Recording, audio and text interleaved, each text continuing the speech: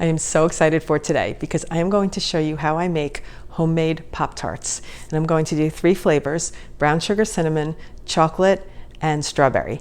And there's a bunch of recipes that I have curated to come up with what I think is like the perfect way to do it. And so it's a combination of recipes. And the key thing to doing pastry type things is to start with chilled butter instead of softened butter. So I have 2.5 sticks of chilled butter ready to go. And I'm going to prepare a bowl of my dry ingredients, because once I chop the chilled butter into cubes, then I'm going to add it and chop it into the flour mixture. And that is apparently the key to really good pastry crusts. So here we go. So I'm going to prepare a bowl with 2.5 cups of flour. I just judge that half, it's fine. But I just take 4 heaping tablespoons of sugar, because we want to sweeten the crust, but we don't want it to be so sweet that the sugary overtakes the flakiness. So we've got that ready. Now I'm going to chop the 2.5 sticks of chilled butter into cubes. Now that I have everything cubed, here's a key thing that I searched. I knew I had one of these somewhere, and I searched all my drawers and found it. This is a pastry cutter that is broken. See if I can fix it. Okay, I didn't have a screwdriver, but I found a scissors and I just fixed it. So I'll add the butter in. Now first I'll give it a little stir with a fork. And so I'm going to start with this and see how it works. I haven't used one of these in quite a while because I didn't know where it was in my kitchen. So that's one way to do it. The other way I'm going to show you is I just get in here and I squish the butter cubes with my fingers. And you don't overwork it, because you don't want the butter to get warm and soft. You just want it to be cold and hard. I find this method a little bit easier than working with a fork or a pastry cutter, to be honest. Okay, let me show you. So you can see that there's larger bumps in there, but they're not as big as the cubes. They're a little bit smaller, crumblies of butter mixed with the floured. I have a Pyrex standing by with some ice water in it, and I'm going to pour get a third of a cup ready without the ice cubes. I'm going to pour about half of it in here, and I'll use my fork and just get it wet. I have the rest of my third of a cup, and I'll still sprinkle, not using all of it. Now I'm going to mix it in with my hand. It's still a little bit dry. So we definitely needed the entire third of a cup of water on this. Now, some of the recipes suggest that you chill the dough before you work with it. In my experience, I don't find I need to chill the dough beforehand. I roll it, and once I get it flat and cut into rectangles, then I chill it for a little bit before I bake it. So that is my strategy, and it works great. Let's get ready to roll. So I'm going to take a little bit of flour, and I'm going to prep the area that I'm going to roll my dough. I'm going to take our dough and I'm going to break it into 2 halves. And I'm going to start with the first half. Flatten it in onto the cutting board, whatever your rolling board is. Now we're going to start to roll our dough. Okay. So I've got my pizza cutter ready to go. Just want to straighten out the edges. Let's see. So I'm going to whoop. Doing it by eye, like that. I'm pulling out the measuring tape. And this happens to be 12 across. So I could, in theory, let's make this, I could make these 3 inches wide, and I would get more to the batch. So I'm going to go for it. Going this way. 1, 2, 3. That came in handy.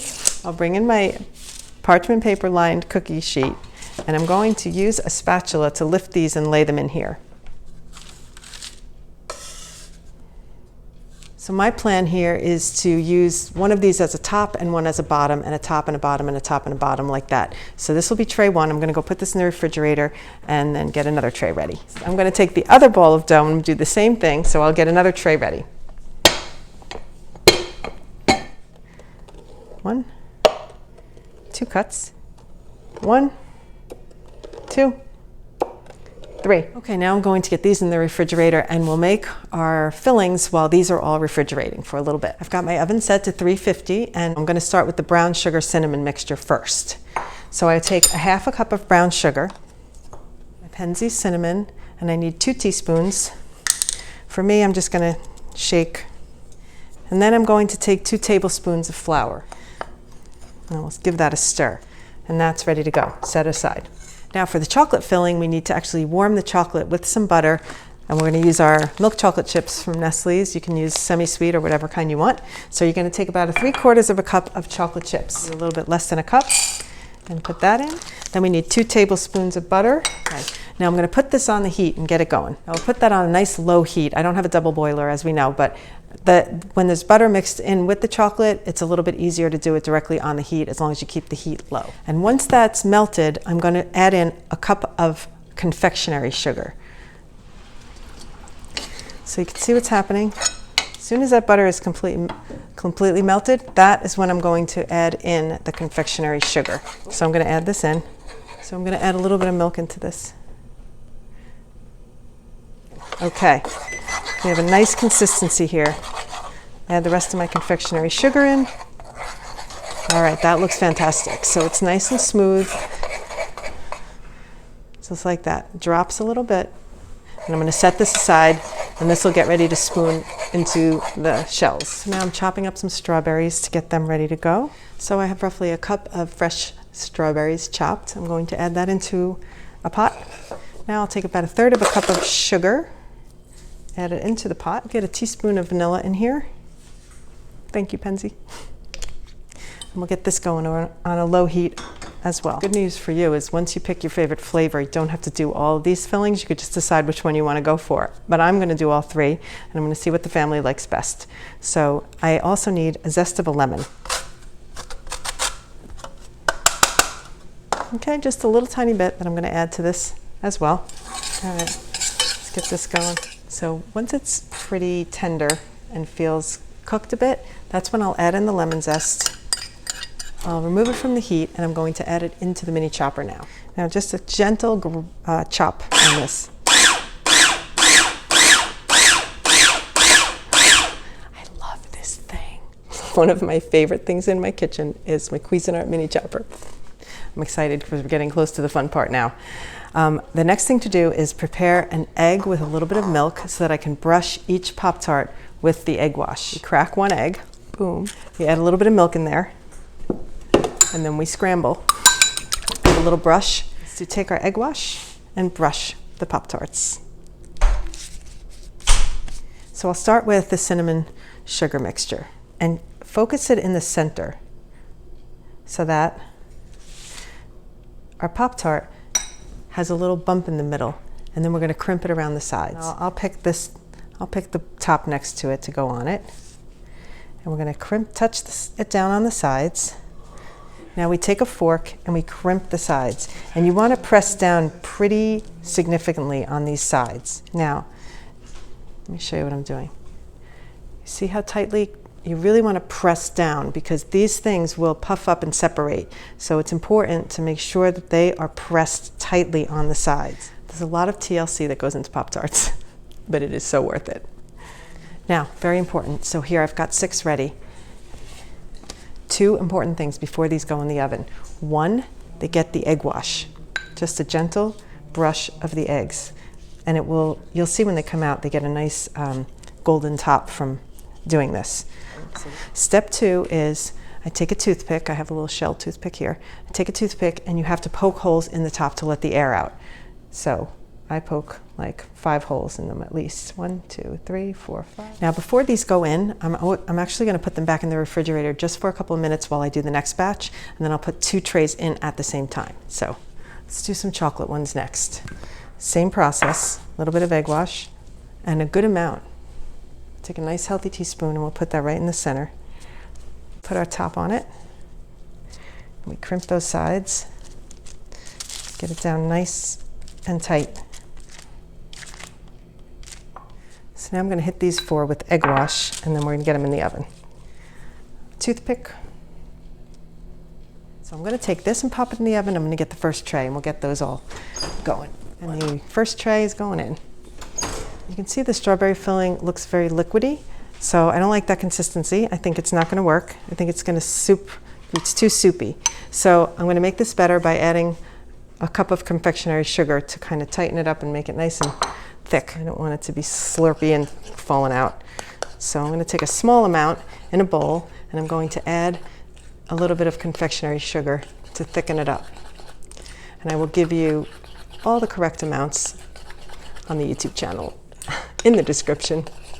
I've only done chocolate and brown sugar cinnamon, and this is the first time I'm doing the strawberry, so this is where the experiment's coming into this video, because I have never done strawberry filling before, and that just did not seem right. So I think we're in better shape with this now, and let me go get our last few so we can make them into strawberry.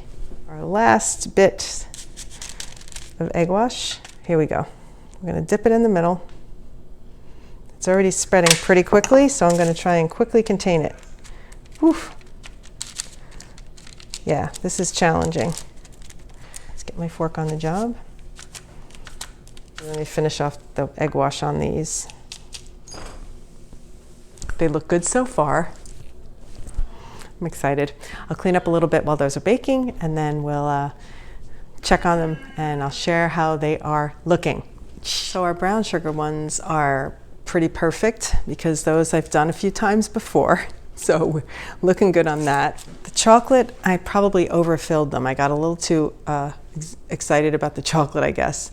And I overfilled them, so they a little bit decided to bust out the top. So a little less on the chocolate is probably better. So I probably should have left the strawberry out of the video because I hadn't done strawberry before and I thought it would be easy, but I knew right away that consistency wasn't right. So I'm going to leave the mistake in here, but I am going to perfect the recipe and get you the right amounts when I put the description in the YouTube channel. So remember to go there for all the details and subscribe and smash the like button while you're there. Anyway, and as usual, I'm going to be raffling these wonderful treats off on the Sunday night Instagram live raffle. Here's the strawberry disaster. Not good. Okay, to do the icing, on my nice KitchenAid mixer, I have this little whisk attachment, so I'm just going to go with the mixer to make it go faster. So we're taking one egg and we're going to make an egg white. So we crack it into the separator and we get our egg white. It's about 2 cups of powdered sugar that is needed in this icing to make it nice and thick. So I'm going to pour it out here. Think I could do anything neatly? No. All right, so we're going to pop this in. Ay, it's going to go everywhere. Oh boy. Let's get this going. Guess I should have done it a little at a time. So this needs to be nice and thick because we don't want whee! We don't want the icing to slide off the Pop Tarts.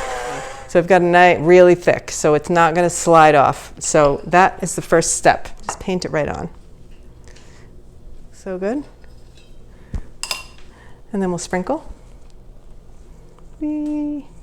Look at this. So fun. And there you have it. Now I'll show you what we do with the chocolate one. We take the same thing. We take a little spatula type of knife. We scoop our icing and we make a nice, now you can make chocolate icing, but since we have chocolate inside, I'm going to stick with the white on top, and I'm going to do a nice coating of white. And I have these dark chocolate crunch like sprinkles, so I'm going to just sprinkle some of those on top of this. That way I'll know the chocolate ones from the cinnamon ones. How pretty is that? Now for the strawberry, I was going to do red, but I think I'm going to do pink, since the strawberry kind of gives me a pink feeling right now. How pretty is that? So they're not bad. They oozed out, but they look pretty good still. But there you can see inside it. It looks so yummy. I have to get somebody in here to taste it. And here's the final tray. It was a bit of a learning experience on the strawberry, but for the most part, I think they look great. Really excited. Have a good one.